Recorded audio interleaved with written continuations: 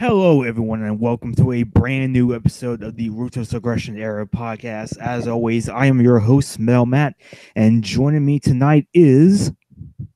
Hi, I'm Sal Cusmano. I have a show called Match Fixing with the Don Sal Cusmano over at Cedar Bridge Media, and I am happy to be back for my second time on the Ruthless Aggression podcast with my friend Metal Matt here. Great guy. Thanks, man. How have things been on how you're not good at words, I should say? They've been pretty good. Got back from vacation the other week. That was a nice and well-needed vacation. And I'm going to the Liverpool Man City game tomorrow, or Man United game tomorrow. And as a Liverpool fan, I'm really excited for that. Nice. Yep.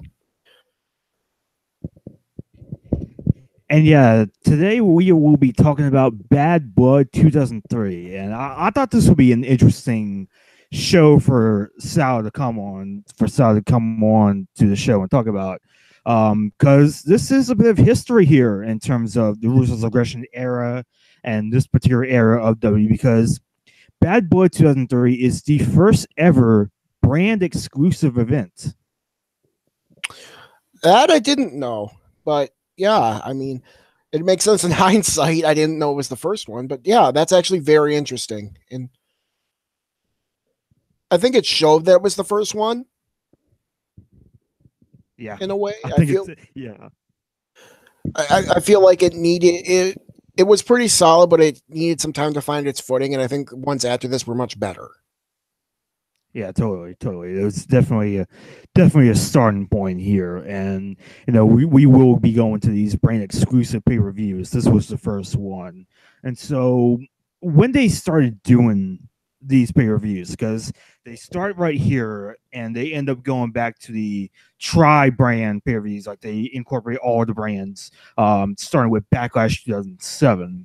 So the brand exclusive pay reviews end at Backlash 2007, but they start here. How would you feel about them doing these brand exclusive pay reviews starting here? Did you think it was a good idea, bad idea, okay idea? What'd you think about it? It's hard to say. I feel like it was an interesting idea, but I don't think it would ever work. It didn't work back then, mainly because there was too many shows, and it was hard. It was always going to be hard to justify the cost to people. You know what I mean? Doing brand exclusive pay per views made more sense as far as a network goes because it was only $9.99 a month. Hashtag plug for the WWE network. But back when they were pay-per-views and you had to pay at least $30 for them, it's one of those things where it's like, I don't know, I can justify being like, oh yeah, here's a brand exclusive pay-per-view, buy our next one like 2-3 weeks later instead of like the one a month. Yeah, I mean, there's that as well. The fact that there was like too many shows, and even in like modern day, that was still something that they were kind of struggling with, because even though network is $9.99, it's still a lot to take in. And at least back then, these shows were maybe 2.5 hours at best. Now they're like 5 hours or something like that. Yes, exactly. I feel like I said before the show, these are a lot easier to watch.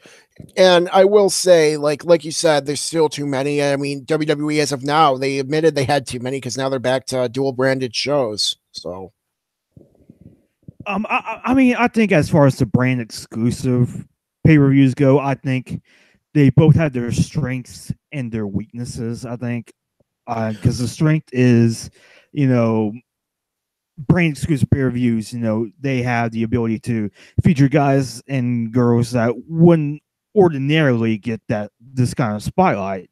But at the same time, in terms of modern day, brand exclusive pay reviews, do we really need Jinder Mahal wrestling every month? Oh God, that was so bad. That was so bad, man. Just how many months was it? Like 8? Yeah, I think so. 7, 8 months, something like that. Oh God, I am having flashbacks. They're not good ones either. Oh God. But yeah, no, you're right. I mean, that is something I do like about the brand exclusives. Like you said, you got to focus more on some of the lower card talent that might not have gotten a shot, which I think is good. But that also means you're focusing on people who don't get a shot for good reason. Right. And I think it also sort of accentuates the whole competition thing, the whole brand warfare thing. Yeah, that's also a very good point. So I mean, you're right. There are some benefits to it. There are some drawbacks to it. I think it worked. Like I said, it worked a bit better mainly because of the money thing and uh, like the one they did recently with the network. But they were still doing some pretty good numbers even with all the multiple shows during this time. So I can't say it hurt them too much. Right. So we can go ahead and take a look at Bad Blood 2003. This took place at the Compact Center in Houston, Texas. So it's an interesting spot for a peer review. We have quite a few Texans on the show. Actually, we have Shawn Michaels, Booker T, Stone Cold. So we have quite a few Texans on the show. Yep, they were just missing Taker. Yeah. And so I'll go ahead and talk about the theme song and the set design because that's something that I've always been a fan of. That's something I always like talking about. And I guess we can go ahead and start with the theme song first. The theme song, Headstrong by Trapped. Unfortunately, dubbed over on the network version of the show, but this was the theme song for the pay per view. So, what'd you think about Headstrong by Trapped? Did you think it I fit the love overall this show? song. I love this Same, song. same here. It's a song I actually own on my iPod on my iPhone. So I mean, it's one that I'll bust out when I'm like working out on the rare occasions when I work out. But no, it's a great song. It has like a really good guitar work. I love the drums in it. The drums, they really pound and I love that. And I thought it really fit this pay-per-view well because like, you know, it's all about people being headstrong and taking each other on. That's what this show was about. It's bad blood. People are out to kill each other and I felt like this theme really worked. Yeah, I love this song as well. It fits very well. It's definitely a 2003 era song It is. with the I guess post grunge or new metal or whatever you would call it. But I do still really love this song. I think still my favorite pay per view theme song so far is Remedy by Cold, which was for Backlash 2003. But this is a close second. I really love this song. Yeah, no, they really killed it with the music here. And I was really sad that the network version had it dubbed over. I mean, I know the music licensing rights can't be cheap, but like, come on. They were able to get Limp Bizkit. They couldn't get Trapped. Yeah, I mean, really, come on. Oh, I mean, to be fair, Trapped has probably still got a little bit of their self dignity left. So, Yeah. And so one thing that I didn't think was quite as good was the set design. How'd you feel about the set design of this show? yeah, I wasn't the biggest fan of it. It seemed kind of bland, for lack of a better word. I thought it was lazy. Honestly, I thought it was really lazy. The lower half it's so obviously like parts of the Raw set. That's Yeah, really what it is. yeah, like that's. I honestly thought it was pretty much just a raw set with like a couple little like extra lighting panels or graphic boards thrown up, and I'm just like, oh, that's it. Okay. Yeah, and they were also using the Ovaltron from the original SmackDown set. Yeah. You know, I do like the Ovaltron, but like you could have done something different. Yeah, I mean, one nice thing I will say about the set here is that I love like the four giant blood drops on the top right of the set. I will give them that. Yeah, no, I did like the blood drop aesthetic. That was good. I will give them that too. That it wasn't all bad, but they should have done more, I feel like. You know, Yeah, especially since this is the very first Raw exclusive pay-per-view. You know what I mean? Like hype this shit out.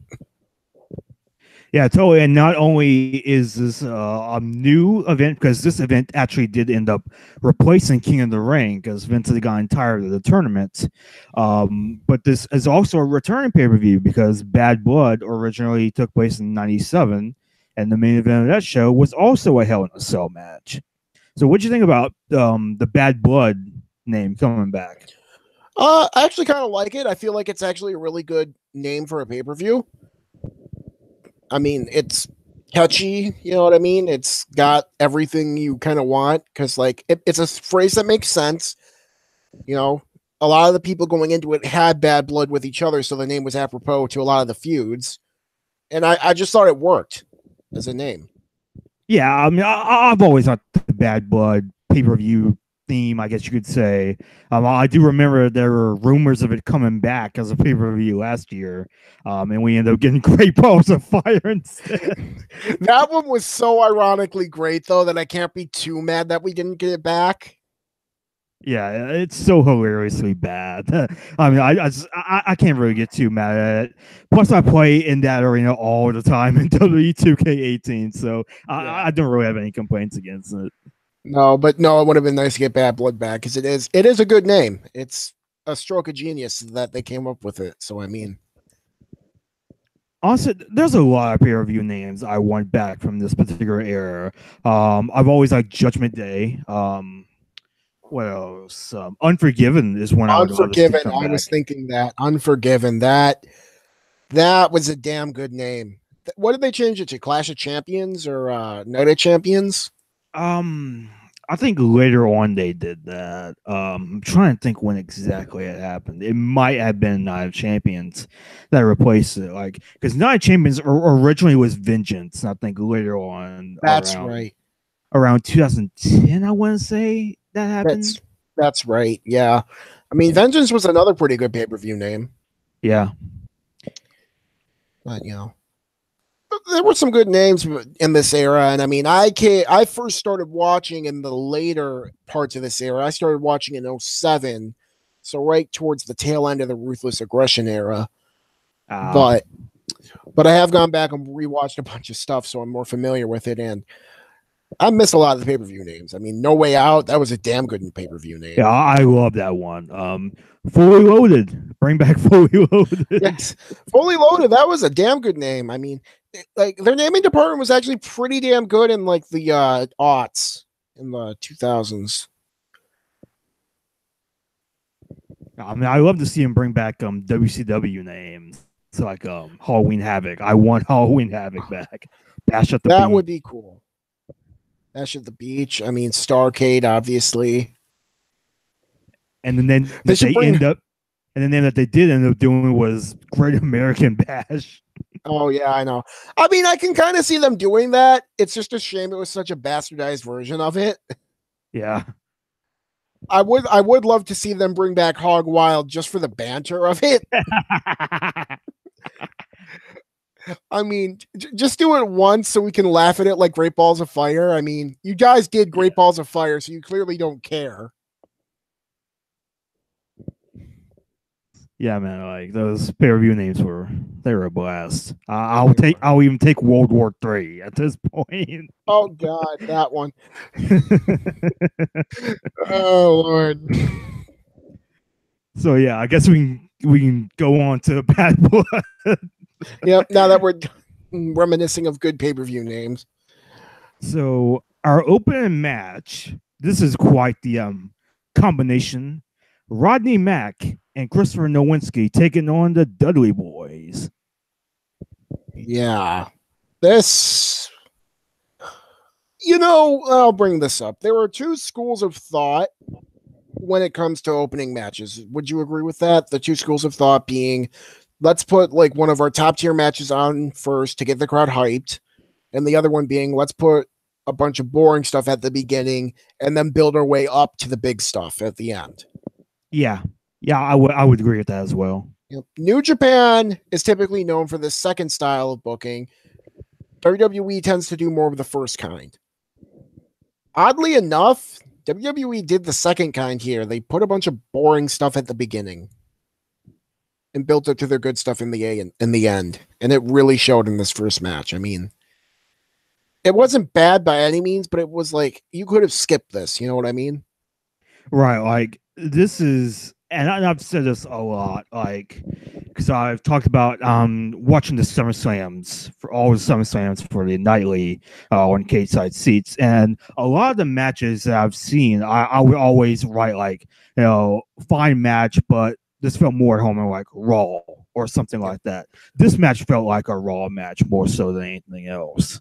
Yeah, this was a Raw match that made it onto pay per view, and I mean, like we said, one of the good things about these pay per views is you got some lower tier talent getting some time, and that's certainly what happened here. because I don't think in a dual branded show, Christopher Nowinski or Rodney Mack would be getting airtime. Yeah, and like there's not much heat in this feud really. Like there really isn't. Just one night on Raw, Bubba Ray Dudley and Rodney Mack have a match. Christopher Nowinski interferes, hits Bubba Ray with his face mask, and that's it. That's really all there is to it. Yeah, and then they get into this whole like race politics thing, which like I won't touch on it too much. As much as I'll just say WWE isn't good at writing it, so I feel like they should really stay away from it. You know what I Yeah, mean? like And and they do try to play it up on like Sunday Night Heat and in a point in this match, but other than that, yeah, like yeah, there's not much to it. no, there isn't. I will say it was nice to see manager Teddy Long though. Yeah, I do want to talk about Tay Long for just a brief second because I forgot to talk about him at Judgment Day, and I just want to say I love this version of Teddy Long. Oh yeah, no, the haterade Teddy Long. I mean, I as I mentioned earlier, I started watching in '07, and during my early days of watching, Teddy Long was the GM of SmackDown, and that gave me a deep appreciation and love for Mr. Theodore Long. And my God, seeing him as the manager with the haterade stuff, he was so good in that role. He really was. Like I wish that they had utilized him a bit more because I've always liked his run as SmackDown general manager, but him as a manager here, managing Rodney Mack, Jazz, everybody like that. Later on, Mark Henry, he was so good in this role. He really was, and I mean, it goes to show his versatility because he was a very good face GM on SmackDown, but as a heel manager, he was also very good. And I feel like that's one of the things Teddy doesn't get enough credit for is he's very versatile. Yeah, because when he joined WWE, he was a referee. Yeah.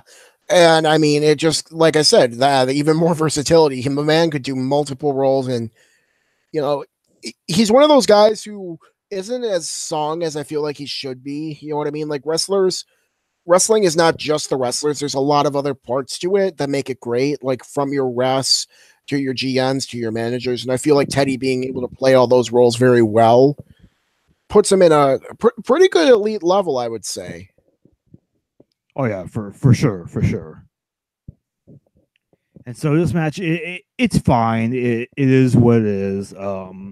There's a couple of good spots here. It's a bit of a back and forth match. Rodney Mack gets a great spine buster here. Yeah, I really like that spot. That spine buster, that was a nice spine buster. I really like that. Actually, like I know this is rarely random, but I like that one drop toe hold that Devon did. It was just really smooth. Yeah. Huh? So, I mean, it's weird, like that one random little spot, but it was just so smooth that I loved it. And I mean, you know, there was a fuck finish. Yeah, a little bit. Christopher Nowinski, like there is this like whole thing, like Devon is told to get the tables, and Devon goes back because there is this whole confrontation that Nowinski and Devon had earlier on Sunday Night Heat, and I don't know, I don't even know if I would even want to say it because I don't want to go there. Yeah, I don't want to get political or anything, but Devon, let's just say that Devon sort of hesitates to. Yes. Get the tables. I think that's the best way to put it because I don't want to offend anybody, you know. Yeah. So there's some hesitation there behind the referee's back. Christopher Nowinski hits Bubba Ray with his face mask, and Nowinski and Rodney Mack win the match. Yep. And I mean, it was fine. Perfectly serviceable match. Probably belonged on a Raw, to be honest, but it wasn't bad. It was just there, like 2 stars. What more do you want? You know what I mean? Yeah, pretty much. It was a decent enough match. The first and I believe the only time we'll ever see Rodney Mack on the podcast. Yeah, he was not there long, was he? No, he was only there for like a year, I want to say, about a year or so. I think they did end up bringing him back around 2006, but they never really did much with him. I think he was only like live events and stuff. Yeah. I mean, he's a perfectly serviceable big man for what I've seen, but I can kind of see why he wouldn't, you know, be the guy that's taking everybody by storm. Right. And I mean, and I've always liked Rodney Mack, honestly. I've always liked him. I don't think he was ever going to be a main event level guy, but I easily could have seen him as like the Intercontinental Champion or something like that. And just for whatever reason, it just never happened. Yeah. Nah, he did strike me as sort of that mid card type guy, possible Intercontinental Championship run. I mean, that's fine. I mean, a lot of people don't get even that much. So, Yeah. And this is also the last appearance of Christopher Nowinski. Christopher Nowinski ended up retiring not too long after this pay per view for concussion related reasons. And since then, he's done all kinds of research for concussions. yep. And his stuff is being used in the WWE and in the NFL too, I believe. So, Yeah, I think so. So he's done a lot of great work. yeah, he's done well for himself. It's funny how he'll be known in WWE more for the stuff he did outside the ring than the stuff he did in it. Yeah, I mean, and Nowinski was always a decent wrestler. He wasn't awful or anything, but he was never like the greatest wrestler in the world. But I mean, he was who he was. Yeah, he was perfectly serviceable. He was a solid enough talker, and he could get some heel heat by playing to his Ivy League background. So I mean, he's kind of, I don't want to say like a Miz, because Miz is much better in the ring than him, but he's kind of like in that Mizzy type role where he's a better talker than wrestler who can get some good heat. Yeah, I guess I could say that. Yeah. I mean, he's nowhere near as good as Miz. Don't get me wrong. My love for the Miz. I'm just saying he's like a poor man's version of the Miz. Oh, this is going to be interesting because I cannot stand the Miz. Oh, I love him so much. Like everybody who knows me knows that like Taker's Minion and MDS and everybody on K-Side knows that I cannot stand the Miz. But if you love him, that's awesome for me. Yeah, I understand why people don't like him because Right. he really is like that. His character really is that damn unlikable. But I just love him. So yeah. Fair enough, man. Fair enough. So next segment, the burping contest with Stone Cold and Eric Bischoff, the first round of the Redneck Triathlon. it was there, I guess. Like, I Yeah. really wasn't a fan of this, but I wasn't like deeply offended by it. It was just stupid comedy. So Right, like this is probably the weakest part of the Redneck Triathlon for me. The whole thing just kind of stems from Stone Cold and Eric Bischoff, just not getting along. And Bischoff is like, "Why is it always a competition with you?" And that's where they get the idea to do this kind of Redneck Triathlon. Like Eric Bischoff, considers himself a triathlete, so there's triathlon aspect, and then Stone Cold, of course, is a redneck, so there's the redneck aspect, Redneck Triathlon. yeah, it was just there. I mean, Stone Cold won, so there's that. Yeah, like the burps were painfully obvious dubs. Yeah, it was not good. Not good. But I mean, at least it was short. Like, Yeah. it did not take up too much time. Yeah, like I was more focused on the wheel in the background. Yeah, exactly. I'm seeing a smell. It's like, oh, burping contest. Let's just look at that wheel. Who made that wheel? I am more concerned with who made that wheel. Did they hand paint that wheel or did they just print it on something? I'm more interested in that wheel than I was that burping contest. Yeah, I was just looking at all like the stipulations, and like I would much rather see like a lawn gnome stealing contest. Yes, I saw that. I'm like, why did they not have that get landed on? I mean, you rigged the wheel. You don't put lawn gnome stealing contest and not get on it. Like, what are you doing here? Exactly, man. And there was also a monster truck rally one. Come on, like, this is your first brand exclusive pay-per-view. Break the bank. Go for the monster truck rally. No, even better. A monster truck sumo match. Oh my! You have to. Like, that was what Halloween Havoc, 94 with Hogan and the Giant. I think it was 95 Halloween Havoc 95, I think, because I think it was like yes. Big Show's like first match in WCW and that win the title. Yes, that's right. 95. I mean, you have to do that. Like, There are rules here, Matt. There are rules here, and they broke Yes. several of them. Yeah, so that was the first round of the Redneck Triathlon. It was what it was. For me, it was the weakest part of the triathlon of the night. Yeah, it definitely was. The other ones were at least somewhat funny. I mean, crude, but funny. Yeah. And so now we move on to the next match, Scott Steiner versus Test, with the winner getting the managerial services of Stacy Keebler.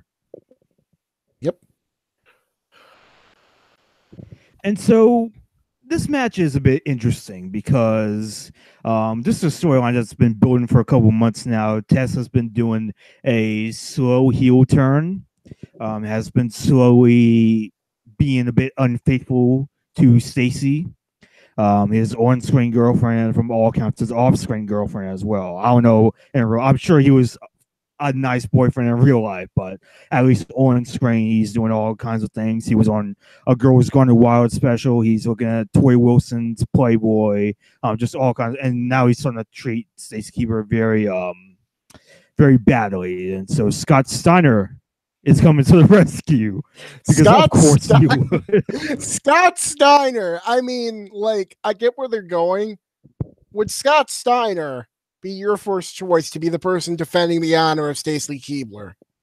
I mean, he is the big bad booty daddy. He is. Don't get me wrong. He is. I mean, just I love this, and I'm not sure like what level of irony it's on. You know what I mean? But like Right. Scott Steiner being the one to defend Stacy Keebler's honor, that is freaking hilarious, and I love it. I don't care how little sense it makes. I love it.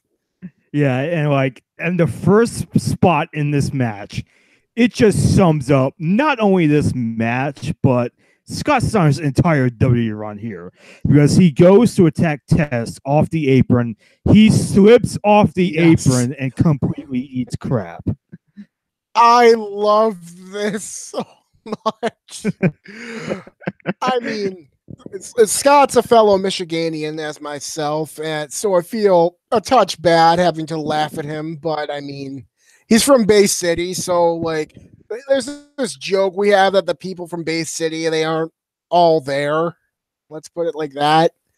And Scott Steiner fits that bill completely. He was not all there when he tried to get in the ring. I mean, oh god, that was hilarious. I loved that so much. Yeah, so we got some intensity going on here. Brawl. Tess constantly tries to impress Stacey. Like, Tess is really doing some great character work here. Oh yeah, no, I thought Test was a perfect, like, slimy dick bag heel who I just wanted to see his teeth get punched down his throat. And I mean, he played it perfectly. Yeah, oh yeah. I've always liked Tess, honestly. Yeah, I wouldn't say I absolutely love Test, but I thought he was pretty solid, and I feel like he gets a bit overlooked. Yeah. Because I just watched last night. I just watched SummerSlam '99 when he had that Granite Street fight with Shane McMahon, and he did really great in that match. Well, I actually have to check that one out, because Shane McMahon in a street fight, he probably did something very crazy and very stupid. Yeah, he does. At one point, he actually tries to go for a corkscrew moonsault, and he misses. And he also does the announce table flying elbow. Yep. Leave it to Shane McMahon to do something stupid and crazy in a match. I mean, God bless you, Shane. You couldn't have just phoned it in, but you decided to jump off high shit and be crazy. So so Tess takes advantage. Tess ends up pushing Stacy down as he goes for a chair, but the chair turns out to be the one and only because it ricochets on him, and Steiner hits downward spiral for the win. Yep. I love that his own chair thing backfired. Another kind of screwy finish, and that was the weird thing about the show. There were a lot of like screwy finishes on this show. Yeah, I did notice that. But, you know, it was perfectly fine. I mean, it was very short, but I didn't think it was too bad. I feel like, because, I mean, keep in mind, Scott Steiner gets gassed really easy, especially during this time period, because he's just nothing but steroids. Yeah, I think he's also still dealing with like a foot injury at this time. And you can kind of tell because he hits a lot of scary suplexes on Tess. Oh, yes. That one suplex he did where it was almost, it looked kind of like a Northern Lights suplex, but it was just like it was almost like a bridging Northern Lights suplex, for lack of a better term. Mm-hmm. That was insane. I loved that spot. Like I saw that, I'm like, holy shit! I have not seen that. That is insane. I like that.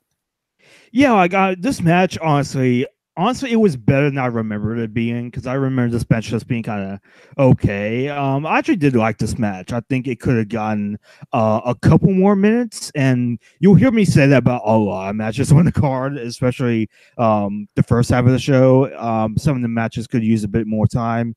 This was one of them, but for the most part, I did like this match. I thought it was a good match. Yeah, no, I thought this match was perfectly fine. I liked it better than the opener. I mean, I don't know. I wouldn't say it was good for me, but I wouldn't say it was bad. I'd say like 2.5. You know what I mean? Like pretty solid. Yeah. And so we go backstage, and Stone Cold and Eric Bischoff are introduced to the how am I going to say this? The pies they have to eat. Yeah, yeah, I think that's the best term we can say. Yeah. Yeah. Four lovely young women are all standing there. And Eric wants to go first. Yep, But and so Stone Cold gets to pick. yep, and the second round of the Redneck Triathlon is going to be a pie eating contest, and let's just say that the pie eating contest, it's not based on food. No, no, it's not. Let's just say, there's no blueberry pie, no apple pie, no pumpkin pie to be seen. Different kinds of pie. Yep. And I mean, And so, it was go crude. on. It was Yeah. crude, but Yeah. I mean, in the end, it was a little funny. You know what I mean? Like, it isn't my personal taste of humor, but I did get a chuckle out of it. So, I mean, it was doing something right. All right. So now, next up on the card, Christian versus Booker T for the Intercontinental title. I actually like this match. I feel like I would have liked it more if it didn't end the way it did, but, Yeah. that's being nitpicky. I really liked the one thing I was disappointed with is that the Christian's entrance wasn't the one that started with the whole Christian, like the whole thing where it says Christian. Yeah, because Christian has more or less reinvented himself. Christian ends up winning the Intercontinental title in a battle royal at Judgment Day under a screwy finish. And so Christian pretty much reinvents himself, at least in terms of a look. He's still the same whiny, egotistical heel, but he has gotten a new haircut. He has a new ring attire. He has a new theme that debuted at Bad Blood, actually, because up until now he was using a slowed down version of At Last. Really generic theme, to be honest. Like it's not Yeah, great. that was my biggest issue with it. It was just so generic. It seemed like random creator wrestler riff. And luckily, he doesn't use that theme for too long because he does get Just Close Your Eyes about a year after this. So he doesn't use it for very long. I do love Just Close Your Eyes, both the original and the remake. Same. But yeah, and I mean, I did like Booker's theme. It seemed different than the one I've heard lately. So the one I've like the newer one is probably like a remix or something. Yeah, maybe. Booker T coming into this match with a huge ovation. He is the favorite here because we are in his hometown of Houston, Texas. Yep. And I mean, I love Booker. I feel like he was a very good wrestler, very very good. I thought he was at least a great like upper mid card in WWE. He probably should have gotten a bit more, but I liked him here. Oh yeah, same here. It is cool to see Booker T going for the Intercontinental title. I think it's very interesting here. Yeah, no, I like that. I mean, I know he did hold the belt at one point, but I don't think that was for a while. He held it for a few months in 2006. Okay. I want to say it was from like June to November, I think. Okay. And so this match, there's not much in the way of a storyline. Really, all the storyline there is Booker T's just getting another shot at the title after he got screwed at Judgment Day. That's really all it is. So there was a really funny segment on the Go Home Raw for this. Christian and Booker T ended up competing in a spinneroonie contest, and Booker easily wins. And Christian does like the most hilarious spinneroonie. Oh, jeez. I'm gonna have to look that up now. It's really funny. And you can kind of see parts of it in his Titantron because he just kind of like dances to the like Booker's music, like how Booker T's music goes, dun, dun, and he like phrases when he does like that, dun, dun, dun, dun, dun, that, and he just kind of like spins around and he just looks at the camera and like puts fingers to his lips and extends his arm. Oh God.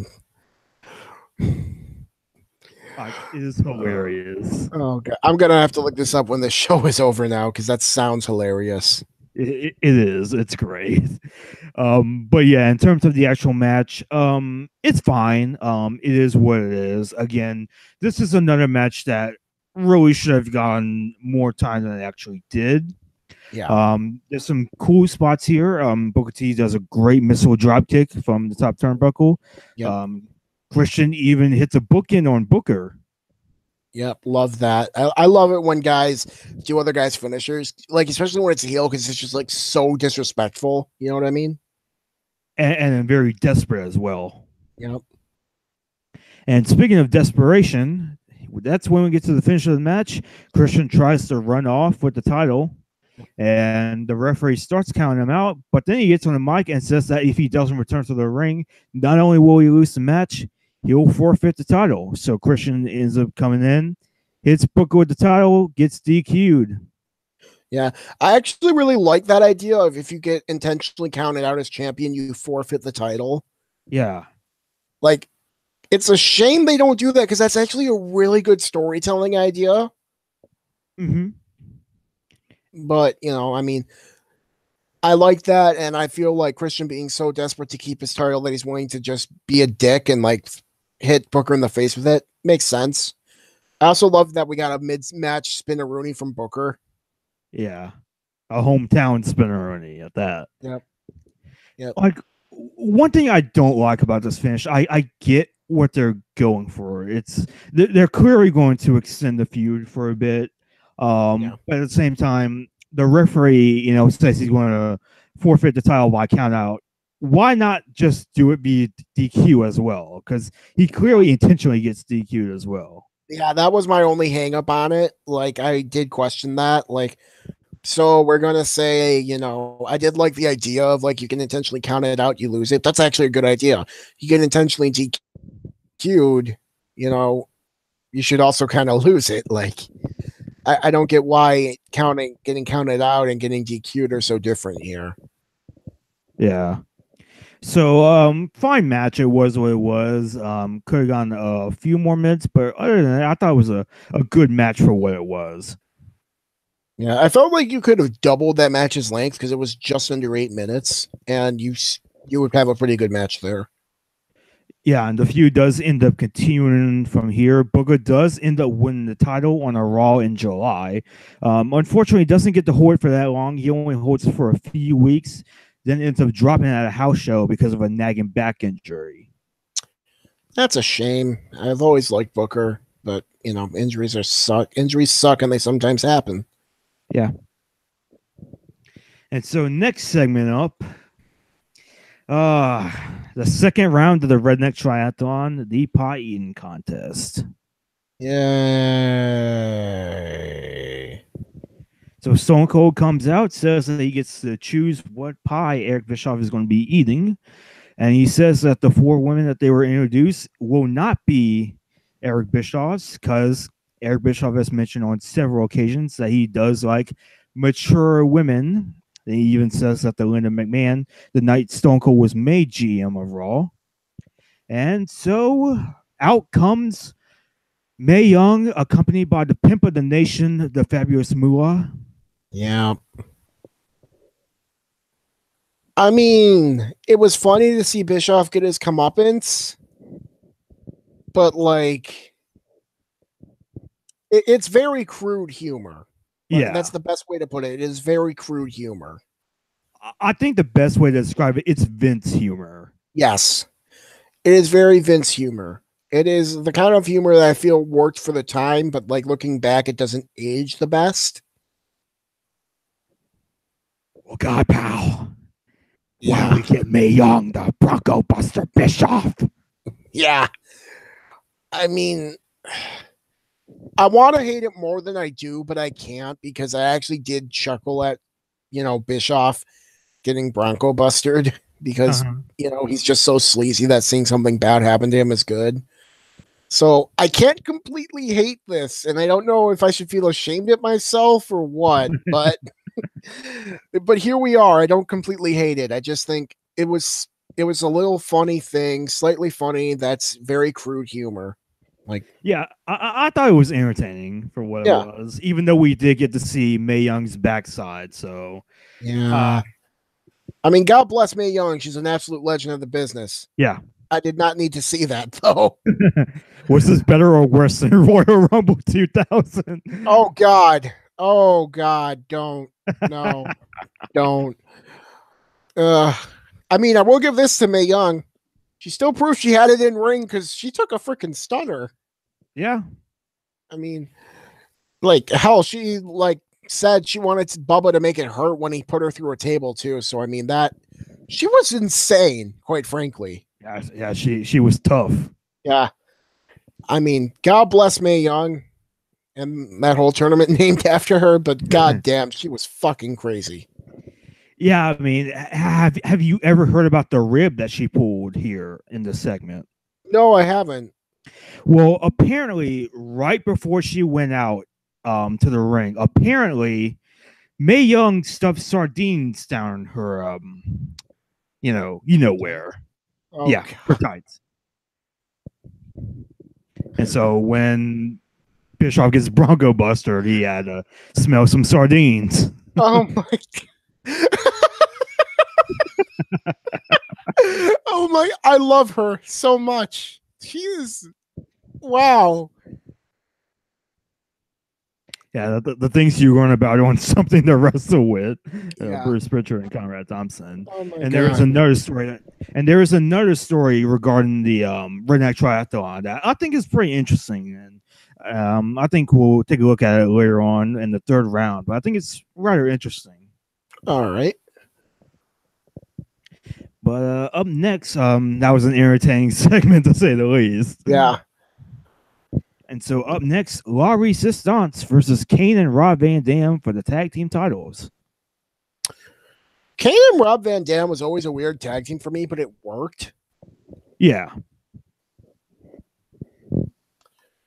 And La Resistance was pretty much like what, the reborn Quebecers? Pretty much. Yeah, like this is such a 2003 team, and I talked about it with Taker's Minion at Judgment Day on the Judgment Day episode last week. But back in 2003, we didn't like the French that much, so they decided to make La Resistance a heel French tag team. Yeah. I mean, it's always easy to like make fun of the snooty French, portray them as snooty, arrogant bastards. It's sort of like the easy thing to do. And I mean, they played their part well. I'll say that to them. They were really good in the role. Yeah. And they're at least competent in the ring, so there's that.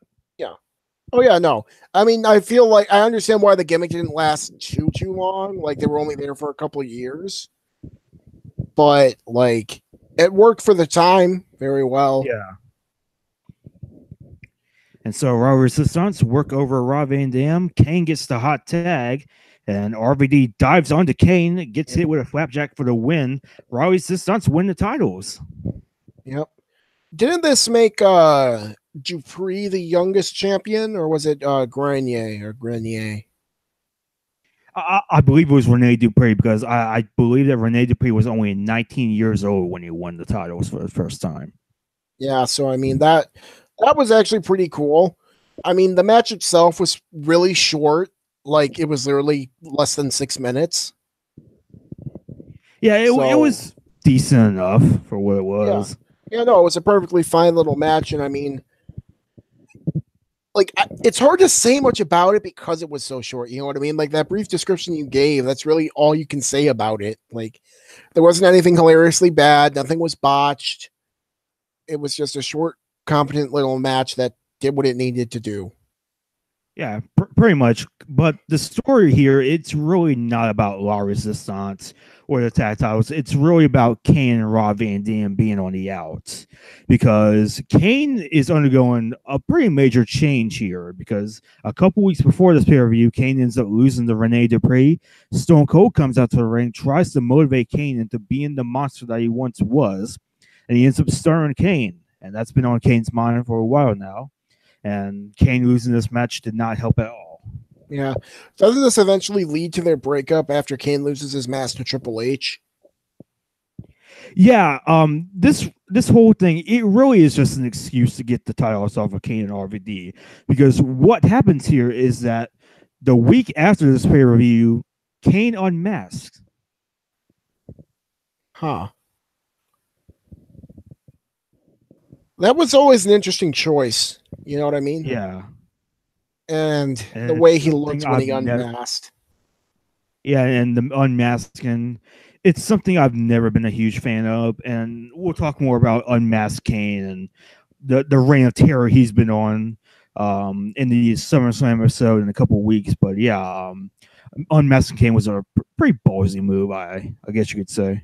It was. I was not a fan of the whole smut or soot on his face look. That was funny, but not like intentionally funny. Like, did someone not tell them how burns work? Yeah, like it's interesting what they do with that whole little storyline thing, because as it turns out, the burns were only psychological, apparently. Yes. Oh God, that deep right that counseling segment where he lists everything. That was hilarious. I mean, at least he didn't said Dr. Shelby on fire like he did JR. Yes, that's very true. JR was crazy too. Yeah. Yeah, it's going to be fun to talk about the exploits of Kane in the SummerSlam 2003 episode when he unmasks. Yep. So next up, Goldberg versus Chris Jericho. I like this match. Oh, same here. I really like this match. I liked it more than I thought I was going to. Yeah, same here. I mean, Goldberg in WCW was never really known for great in-ring prowess. He was always like the sort of mystique to him. Mm-hmm. And there have been some noted bad blood between them in real life, with Jericho feeling Goldberg was overrated. So Yeah, I feel like in this feud, they really do play a lot on that real life tension, because Goldberg and Jericho, I believe, I want to say like Goldberg's second week in the Jericho and Goldberg actually got into a backstage fight. yeah, And I love the storyline here. I love the storyline here. Jericho saying that nobody wants Goldberg in WWE, especially him, because allegedly he and Goldberg were friends in WCW, but the bigger Goldberg became, the bigger his ego became. Jericho won a match with Goldberg, but apparently Jericho was not a big enough star for Goldberg, and so Jericho ends up going to WWE and becomes a bigger star. yeah. And so I really like the storyline here. I really like Jericho's motivation here. Oh yeah, no, the motivation is great, and I feel like the storyline going into it is good because Jericho feels like, I made it here. I had to work hard for it. You were just an egotistical maniac, and now you're here to try and assert my spotlight. Like, fuck out of here. My side won. You lost. You know what I mean? Yeah, and Jericho just just really just gets the better of Goldberg every time. Jericho like pours yellow paint all over Goldberg's Barracuda car. Oh no.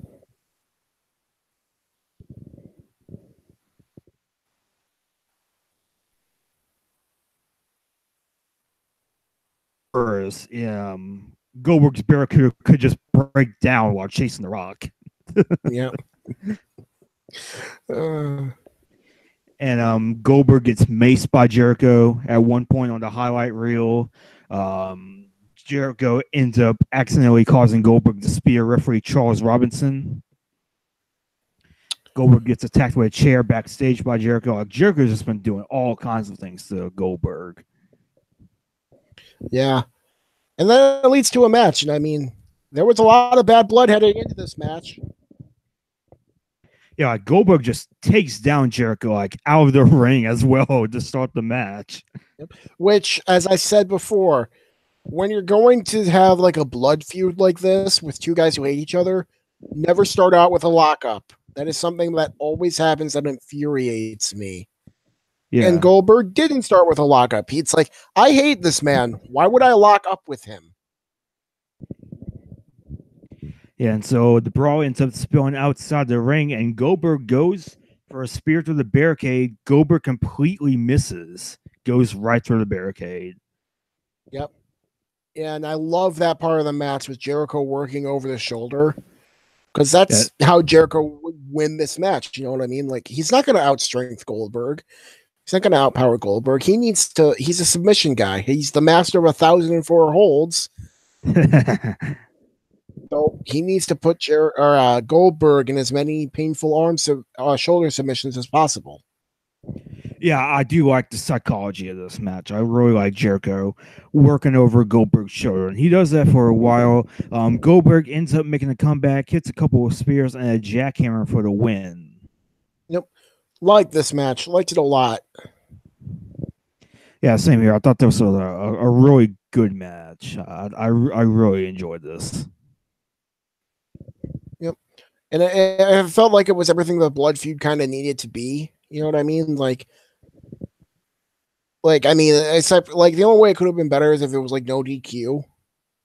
Yeah, because then they could use like weapons and shit. But like, if you're gonna have a straight singles match, this was about as intense as it could get, and I really liked it. And I thought it was smart to it was the right guy won. You know, the little guy had been fucking with him for so long, and look at that, Goldberg gets the win in the end, so it worked. Yeah, totally. So we go backstage, and the wheel is spun to decide the third and final redneck triathlon contest, and it ends up being a singing contest. I am horrified by that prospect. Almost as horrified as how long Jinder Mahal was WWE champion for. That's like the kind of level of horror I'm dealing with.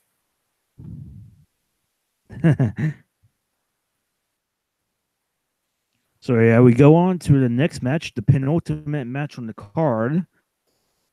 Lewis versus Ric Flair. I like this match.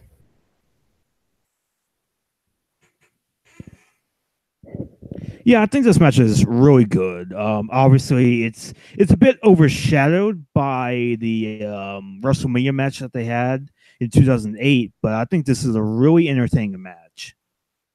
Oh yeah, no, it is, and I love the start of the match with Michaels just being so disrespectful to Flair, slapping him, doing Ric Flair's own chops on him. I mean, like, you know what I mean? Like, that's how you should start out. Like, if you're not going to be super aggressive when you start out a match with a guy you hate, disrespect the hell out of him. Yeah. I mean, this is just, it's a war, to say the least. Yeah, I feel like, I don't want to say Flair got gas, but you could tell Flair's getting up there in ages in this match. I mean, it was still good, but like, you could tell Flair isn't the same guy he was. Oh yeah, totally. But I think it works in this context as well, because it's sort of like the younger dog going up against the older legend. So I think it works for what it is. Oh yeah, no, that's a good point. It does work for what it should be.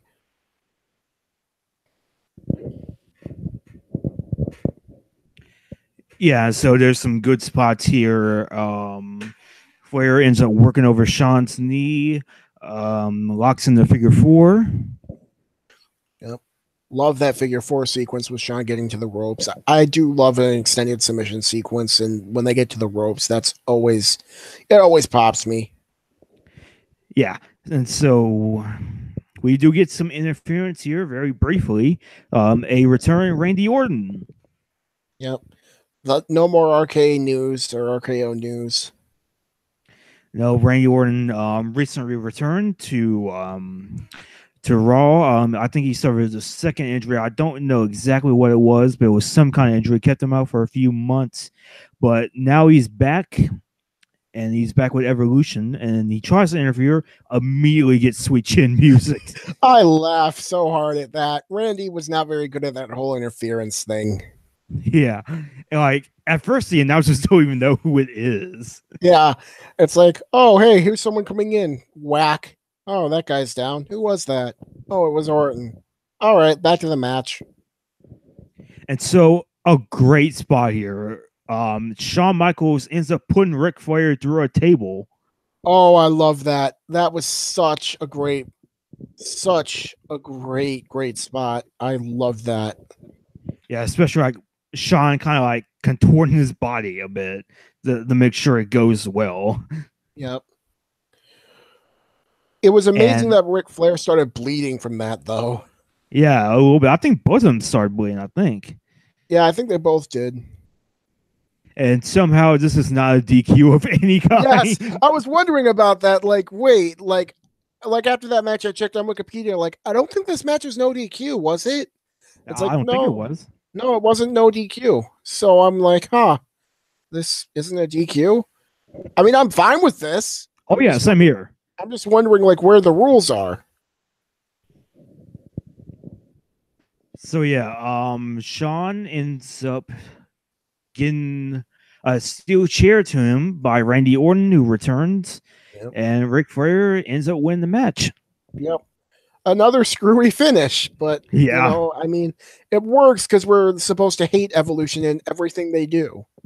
yeah, and Evolution like just came back as a proper stable, so you kind of have to build them up a little bit. Yep. And I feel like, this works. It works. I think Randy came back as like a huge dick. Flair was the dirtiest player in the game because right before that Orton chair shot, Flair, or actually, no, it might have been before the table spot, but Flair kicked both Michaels and the ref in the junk. Oh yeah, that's right. I was just like, ow, that sucked. But yeah, no, it was good. Yeah, I think this was a pretty good match with a good story going into it. Shawn Michaels is able to convince Ric Flair to be the Ric Flair. Ric Flair does actually compete against Triple H in a match not the Judgment Day in South Carolina, and Flair does end up losing. But it does seem like Flair is going to go for a bit of a face turn, but ends up turning on Shawn just a week afterwards. So that's how Yeah, this match story comes around. yeah. And I mean, it was good. Flair was acting like the real Ric Flair, you could say. He always was the dirtiest player in the game. Yeah. And so now we move on to the third and final Redneck Triathlon event, which is the singing contest. Whoa.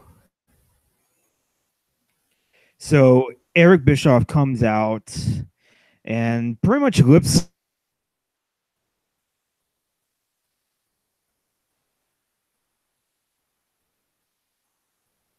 and Stone Cold, he does call him out on it. It's like your lip syncing Milli Vanilli. Oh my god. And so Bischoff does try to sing.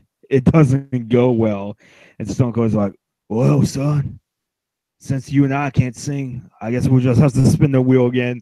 And it is like the worst spin ever, like intentionally so. Like he just spins it a couple inches and it lands on Pigpen Fun. I mean, at least they got one good one. Would have liked the other two to be the lawn gnome stealing contest and the monster truck sumo match. That would have been a damn good redneck triathlon right there. I still want to see a lawn gnome stealing match. I do Like too. right now in WWE, I want to see that. I don't care who's in it. I want to see it. Yes, have it be the B team against the broken Matt and whatever the hell Bray Wyatt is. Probably. Probably. I would laugh so hard. And so Stone Cold deputizes the audience to prevent Bischoff from going anywhere. And GalleryFurniture.com guy stops Bischoff from going over the barricade. I was wondering who that random guy was.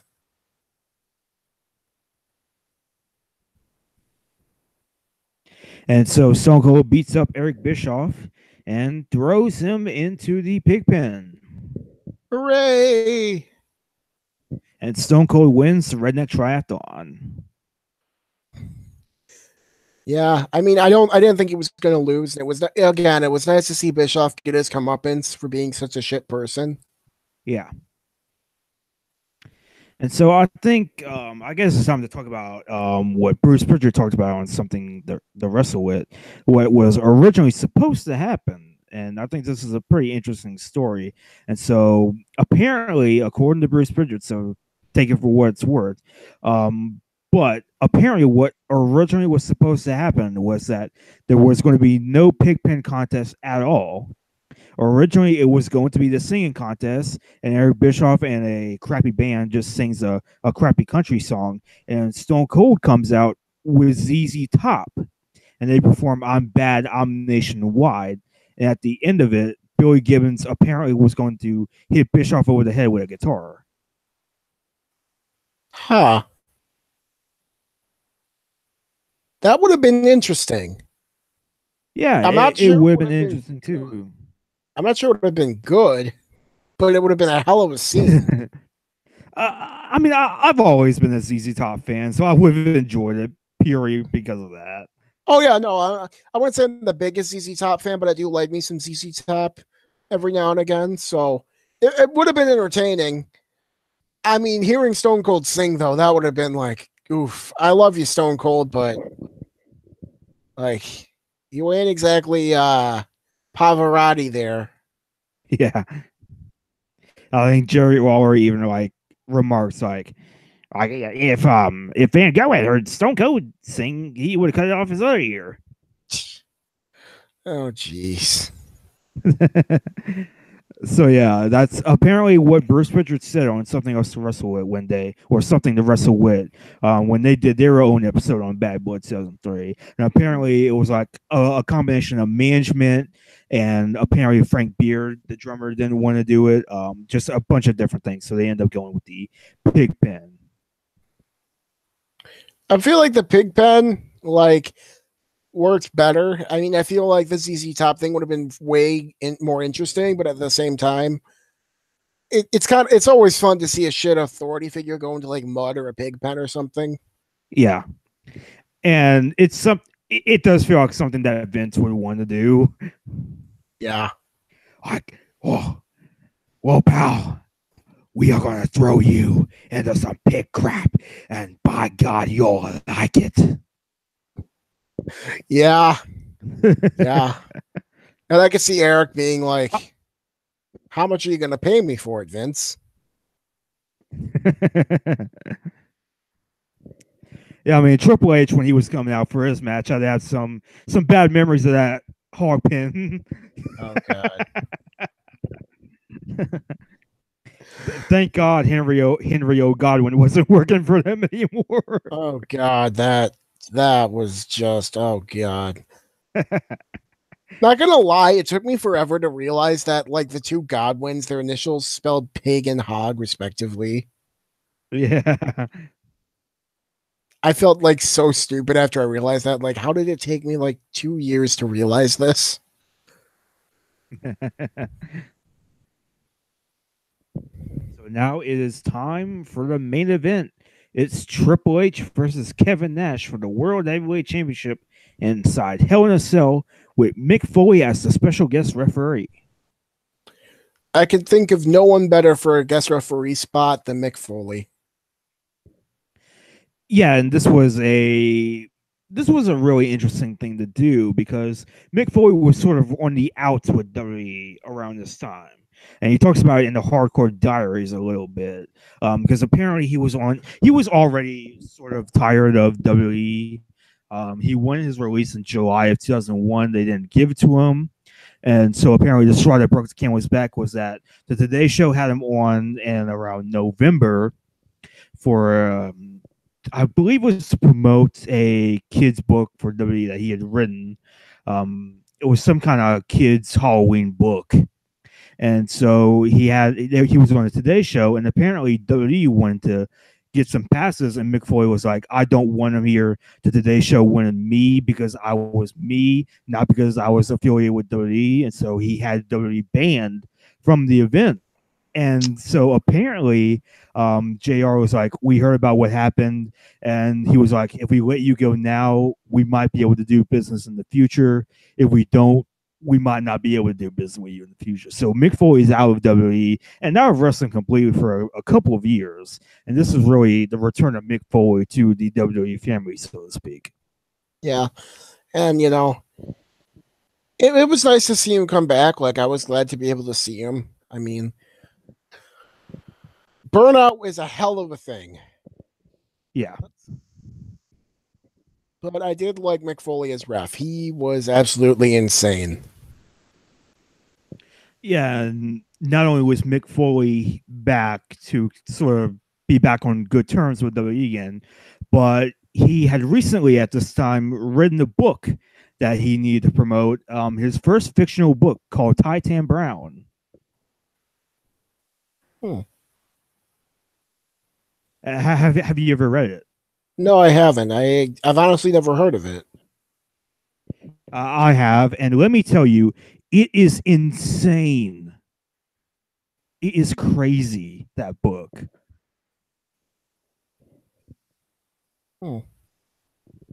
I don't know if I would call it a great book. It's an interesting book.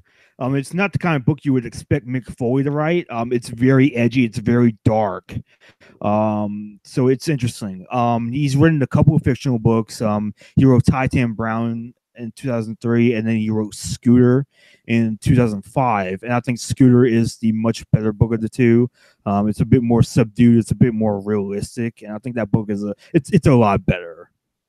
Okay, I've read a brief synopsis of. I've just now read a brief synopsis of Titan Brown, and wow, that's just wow. Yeah, it's crazy. It's absolutely insane. Yeah. So yeah, the Hell in a Cell match. It might as well just be Mick Foley versus Triple H because that's really what this is. Like, Nash is such a third wheel in this angle. It's ridiculous. Yeah. I mean, they tried, bless them, by bringing up their past history as part of the clique. Mm-hmm. But, like, Kevin Nash really was the third wheel in his own damn match, and that's sad. Yeah, I mean, and even in defense, there really wasn't much they could do anymore with them because the feud really reached a crescendo at Judgment Day. Had been going on since the week after WrestleMania, really, and so they sort of did all they could possibly do by Judgment Day, and so the Hell in a Cell was definitely the blow off match. Yeah, and I mean, it was insane. I mean, Nash, they killed each other in this match. I mean, Nash was beating Triple H with a barbed wire bat. Triple H was using steps. Mick Foley got busted open. I mean, Jesus Christ. Triple H uses a screwdriver at one point. Yeah. I mean, these people killed each other. I mean, there was a lot of blood. Yeah, a lot of blood. I think I don't know if H broke the Muda scale, but he definitely had a Crimson Mask going. Yeah, I don't think there was as much blood in this one as Brock Taker, which was the previous Hell in a Cell match before this. But there was definitely a lot of blood here. Like, everybody, played their part really well. I was worried that Mick Foley, it was just going to be all about Mick Foley and not about Nash and Triple H. But I think everyone was booked well. I think this match was booked very well. I thought this match was honestly a great match. I didn't know what to expect here. I thought this was going to be a bit worse than I thought it was going to be, but this was actually pretty good. It's a match that's kind of forgotten about, Yeah. maybe because this was in the midst of Triple H's reign of terror. But I've always liked this match. I think this was better than I thought it was going to be. I do really like this match. This was an absolute bloodbath.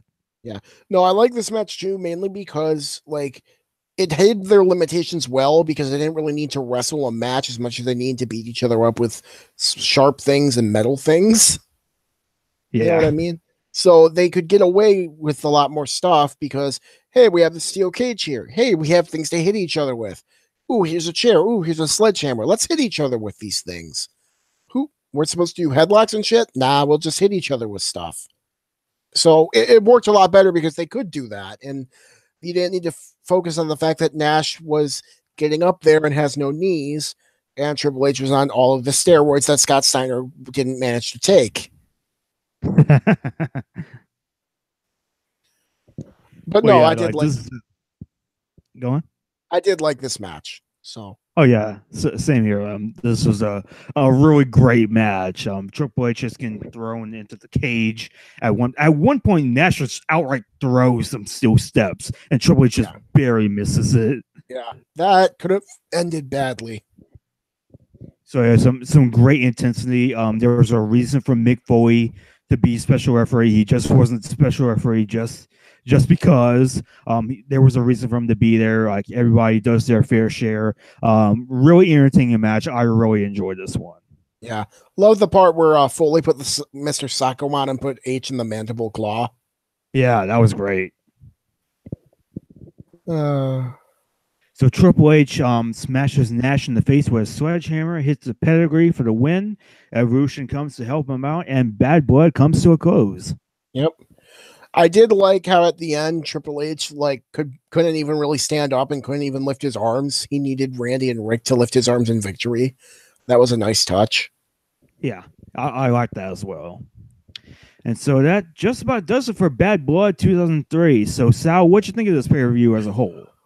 As a whole, I didn't think it was too bad. It was a very, like I said before, it was an easy watch because there was only like 2.5 hours. I was able to throw it on after work and just watch it. So very easy to watch. I thought the first half of the show was very meh, like nothing bad, but nothing you had to see. But the back half was a lot better. So I'd say this was a solid show. Not as good as Survivor Series, but solid show. Yeah, I thought this was a pretty good show or a solid show at the very least. The first half, yeah, definitely a very forgettable. Nothing too bad on this show. There wasn't any kind of bad match here. There were also some really great matches. The last three matches with Goldberg and Jericho, Flair, Michaels, and Nash, Triple H, I thought were all great. I thought those three matches really helped save this show because if it wasn't for those three matches, it would just kind of been like a forgettable show. But because of those three matches, I think this show was a pretty solid, good show. So I did enjoy this show as a whole. Yeah, I did too. I thought this show as a whole was good. It was certainly better than Judgment Day 2003. I will take your word for that. Yeah, because I know Taker's Minion is in the chat. I know he's listening, so maybe he should have been on this show instead. Oh, jeez, I feel bad for you, Taker's Minion. I'm sorry.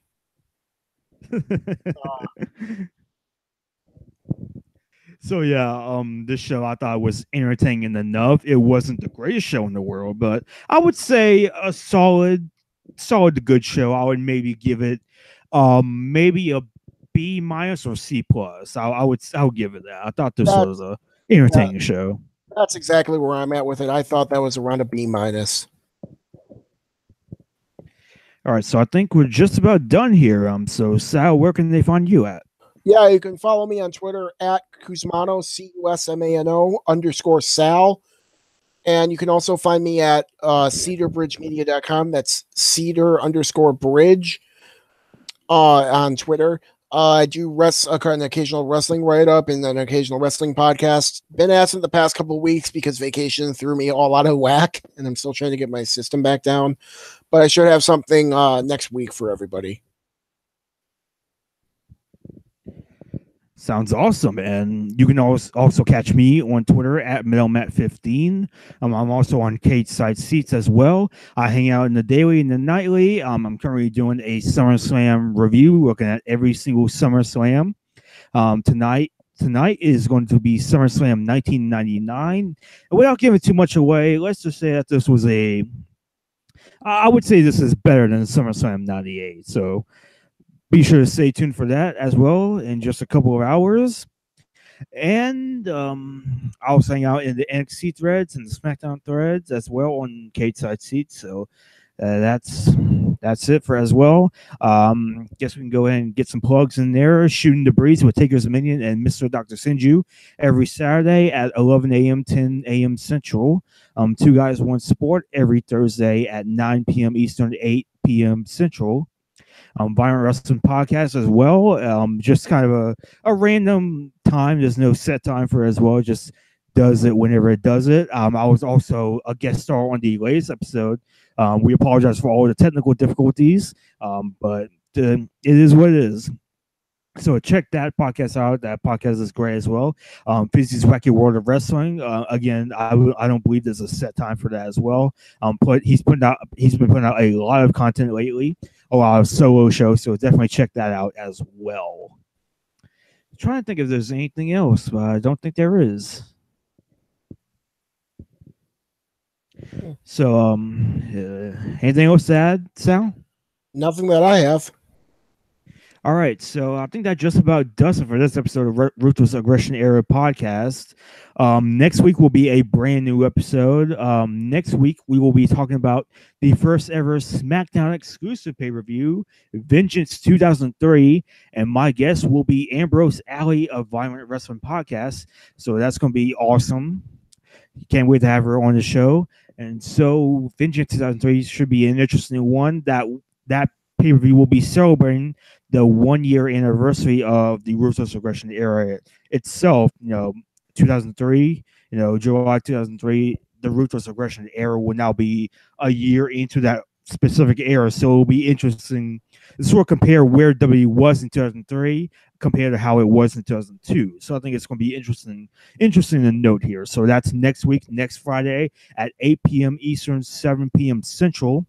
Ambrose Alley will be joining me for Vengeance 2003. That's going to be a really fun show to do. But until then, I am Mel Matt, and for Don Sal Cusmano, we will see you all next time. See ya. Bye, guys.